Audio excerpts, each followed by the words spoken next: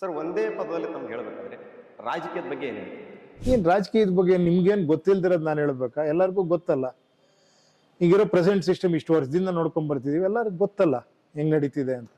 ಜನರಿಗೆ ನೀವು ಕೊಡುವ ಒಂದು ಎಚ್ಚರಿಕೆ ಏನು ಸರ್? ಓಟ್ ಹಾಕ್ಬೇಕಾದ್ರೆ ಹುಷಾರಾಗಿರಿ, ವಿಚಾರವಂತರಾಗಿ, ಅಷ್ಟೇ ನಾನು ಹೇಳಕ್ ಇಷ್ಟಪಡ್ತೀನಿ. ನಿಮಗೆ ದೊಡ್ಡ ಭಯ ಅಂದ್ರೆ ಭಯ ಯಾವಾಗ ಬರುತ್ತೆ ಹೇಳಿ? ಆಸೆಗಳಿದ್ದಾಗ. ನನಗಿಲ್ಲಿ ಏನೋ ಆಗೋಗ್ಬಿಡ್ತೀನಿ ನಾನು ಅನ್ನೋ ಆಸೆನೂ ಇಲ್ಲ, ಇದಾಗುತ್ತೋ ಇಲ್ವೋ ಅನ್ನೋ ಭಯನೂ ಇಲ್ಲ ನನಗೆ. ಇದು ಯಾಕಂದ್ರೆ ನಂದಲ್ಲ ಅಂತ ನನಗೆ ಗೊತ್ತು, ನಂದು ಅಂತ ನನಗೆ ಗೊತ್ತು. ಅಂದ್ರೆ ನನಗೂ ಬೇಕಾಗಿದೆ, ಪ್ರಜೆಯಾಗಿ ಬೇಕಾಗಿದೆ, ನಾನು ವೋಟರ್ ಆಗ್ಬೇಕಾಗಿದೆ, ಲೀಡರ್ ಆಗಲ್ಲ. ನಾನು ಒಬ್ಬ ವೋಟರ್ ಆಗಿ, ನಾನು ಒಬ್ಬ ಸಿಟಿಸನ್ ಆಗಿ ಈ ಒಂದು ಬದಲಾವಣೆ ಬೇಕು ಅನ್ನಿಸ್ತಿದೆ. ನಿಮಗೂ ಅನ್ನಿಸ್ತಿದೆ, ನನಗೂ ಅನ್ನಿಸ್ತಿದೆ. ಬಟ್ ನನ್ನ ಪ್ರಯತ್ನ ನಾನು ಮಾಡ್ತೀನಿ, ನಿಮ್ಮ ಪ್ರಯತ್ನ ನೀವು ಮಾಡ್ಬೇಕಷ್ಟೇ. ಭಾರತದ ಭವಿಷ್ಯದ ಬಗ್ಗೆ ಏನು ಹೇಳಿಕ್ಕೆ ಇಷ್ಟಪಡ್ತೀವಿ? ಎಲ್ಲ ನಮ್ಮ ಕೈಲೇ ಇದೆ ಇವ್ರೆ. ಎಲ್ಲ ನಮ್ಮ ಭವಿಷ್ಯನೇ ಭಾರತದ ಭವಿಷ್ಯ ಅಲ್ವಾ? ಅಲ್ವಾ?